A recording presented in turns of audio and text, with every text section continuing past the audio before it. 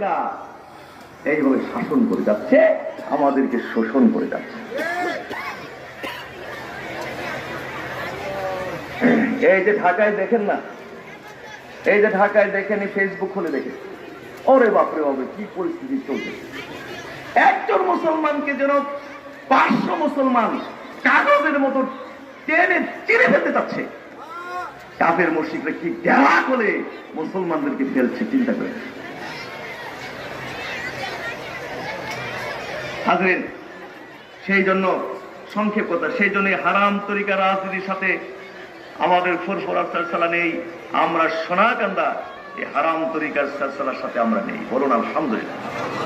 যদি এই সমস্ত তরিকার সাথে আমরা জড়িত হইতাম, মানে সমস্ত তরিকায় আমরা রাজনীতি করতাম, তাইলে আমার আস্থা ও বিশ্বাস আমাদের ফ্যামিলি থেকে এই পর্যন্ত 2, 4, 5 জন এমপি মন্ত্রী থাকতো।